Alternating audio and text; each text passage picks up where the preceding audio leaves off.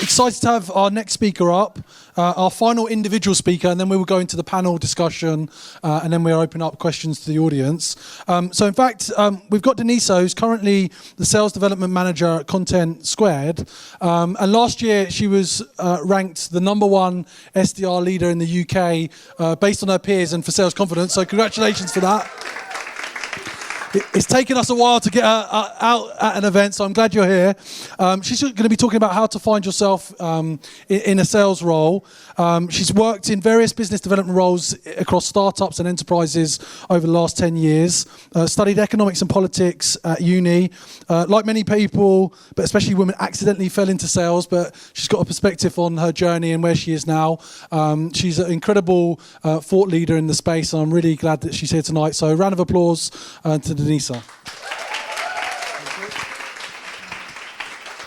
Wow, what an introduction. Actually, James, I think you should organize more women in sales events because you're really good at this. I really love the hype. James did part of my introduction today. So I'm Denisa. I've been at Content Square for about 3 years. What he didn't tell you is that it's been one of the best professional experiences I've had so far. Please let me know, by the way, if I'm not holding the microphone correctly. Sometimes I have the tendency to do that. Honestly, sales in general in the workplaces, what they don't tell you is that sometimes it's a minefield. You don't fully know what kind of organization you're joining, what kind of teams you're joining, what kind of leaders you're going to be working with, what kind of colleagues you're going to be working with. And I wish someone told me that when I started, because I didn't really know what to expect. Once I got to Content Square, I truly appreciated what I have there in terms of support and the leadership that I get. And I hope you're not surprised, I'm managed by a woman. So just to give you a bit of, I don't want to make this the me show, but I just wanted to give you a bit of background on who I am so you understand. I'm going to try and be vulnerable and go a bit deeper. Because it's all about, who are we tonight? So, like James said, I studied economics and politics. There was a time in my life when I thought I'm going to be a politician. I actually started my career by working in government bodies and embassies. So I quickly realized that was not for me. It was very much a mentality around, you're a small cog in a massive machine. And I realized I wanted to learn things much faster. I wanted to be exposed to challenges, be given responsibility. So that wasn't for me. I knew I wanted to do something in a commercial role, but honestly, it was very, very hard to define how I wanted to start my journey in sales. Because, for the longest time, I thought this was just because, there's not a standard and there's not a defined path to how you get into sales. But upon reflection, I actually realized it's also because I didn't really know many female in sales. I don't know leaders, I don't know colleagues, I didn't have a lot of friends at that time in sales. And genuinely, even though we had a lot of amazing women on the stage today, I go to these type of events a lot and I meet a lot of amazing women. I think we're just at the start of understanding how female leadership really looks like. And something about Wolf of Wall Street didn't really appeal to me. It just didn't really feel like me. So just a bit, just a show of hands, how many of you here really struggle with understanding who you are when you started your sales journey, or even when you transition to different roles and management, AEs, Okay, so it's not just me. Very glad to hear that. So I started looking into it and I started researching a bit, the backstory behind it. And basically the literature says that companies and people define who they are in 2 ways. One of them is explicit. So, you go into an office and suddenly you see on the wall, we're ambitious, we're looking for unique people, all these things. You see it in the job specs, right? They're looking for a very specific type of persona. It's very explicit what kind of people they want as part of that company. And some of them are implicit. Some of them are the water cooler conversation or the kitchen conversations that you hear in the back end. Some of them you hear like people saying, oh, we've just done this for a long time. This is who we are, how we do things, all that jazz. And when you go into a more micro level, you realize it's exactly the same thing. You basically sometimes think of sales as an art. You don't fully think of it as like this is what I have to do, this is the timeline, this is how I'm going to take action on it. I basically tried to do an exercise with myself that helped me massively. And then I utilized this over and over in my career, and I just wanted to share with you today. You might be doing it already, which is great, but it's very simple, and I think it applies to every single role that you can think of. So it's called, well, I defined it, so I gave it a name. It's called emotional tagging, and it's very interlinked with experimentation. So what I tried to do is basically, when I saw that, the way companies define their culture, I tried to define myself in a very explicit way. So took a pen and paper and literally tried to think, okay, who am I? Put a word down, then put 3 words down, then put 4 words down, and try and define who I am as a person. Why is it important to do that? Because if you don't do it, someone else is going to be doing it for you.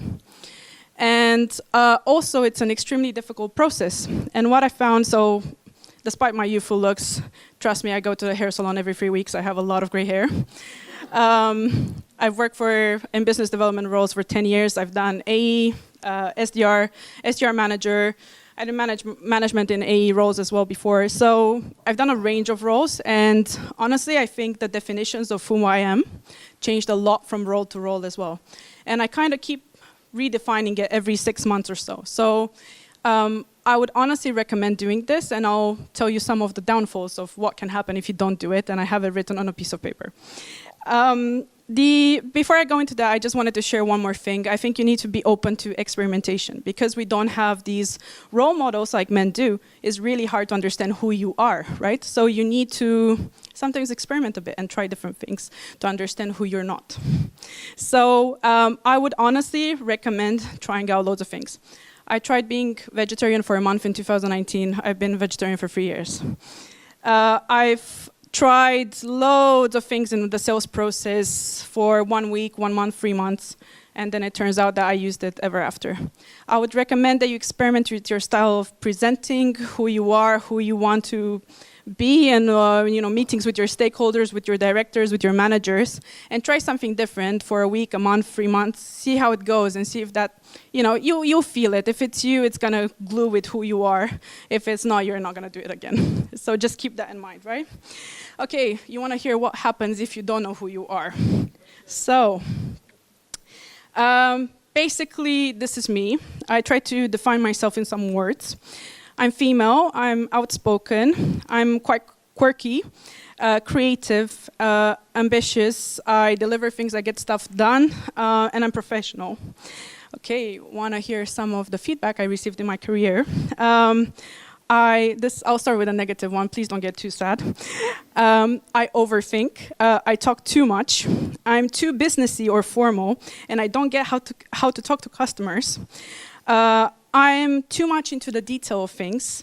And also a special one was that I don't really know how to speak English, even though I got nominated for a PhD after I finished uni, which was interesting. Okay, this is the positive feedback that I received over the years. I'm the most organized person different departments have ever worked with, because I received this feedback several times. I'm very strategic. I'm very reliable and get things done. And my team is one of the most professional teams that I ever worked with across the business. Okay, so thank you. So just think about it. I received such conflicting feedback on all these sides, and I'm sure it can get much worse, and trust me, there is much worse in there. But the core of this is that you need to know who you are and stand your ground, and when to open yourself for experimentation, especially when you're talking to multiple stakeholders across the business. One last thing for me. This was a very practical exercise that everyone can do, but I also wanted to share something that a mistake that I see a lot of women doing. A show of hands again, sorry if you're getting a bit tired of this. How many of you struggled with just understanding, let me think of how to formulate this question so that you get the gist of it. How many women in here think like, for at least once, maybe in the last few years, that I shouldn't really be doing this task because it's not really part of my role? Right, great. I think this is worse than COVID, honestly. So let me tell you a lovely story about how I thought I was in control of my entire department and everything I do, and I thought I was so amazing and managing everything so well. And then I get my lovely director, who I started working with for a year and a half now. And she's a woman, she's a mother. Honestly, she's really, really inspiring to work with her. She also pushes me beyond limits I thought I had.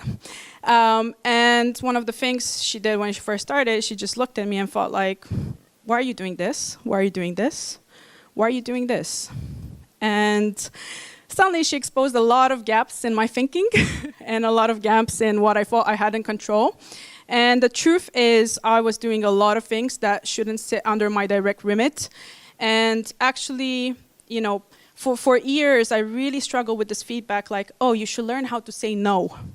And honestly, I have a very visual imagination. So what I thought of is, I just pictured this guy who just like turns around spitefully and just says like no to someone who's like asking for something. And again, it didn't feel like me, right? So I just thought, okay, how can I get better at this? Because I don't want to just like turn around and say no to people. So what can I do in this case? And actually, how I started thinking about it after a few discussions with my director, Virginie, is that I'm actually not very good at managing the different stakeholders across the business. And I'm not, you know, they're there, but I don't utilize them properly. And basically, one of the conclusions that we drew was that we should start complaining more. We should start learning how to make other people responsible more. So on that note, keep experimenting, redefining who you are. Keep saying no to things, but in your own way, in a delicate way, if that's you, or say no if you want in a spiteful way, if that's you. And be very careful with what boundaries you set for women. Sometimes we have this reflex to just say, you know, maybe sometimes someone is a bit too much or too aggressive, or when they're negotiating or anything like this. Actually, just hold your tongue for 5 minutes and just see what happens. And then if it goes wrong, then you can give that feedback. But just be careful of how you close that boundary, because we don't know what female leadership looks like just yet. Thank you.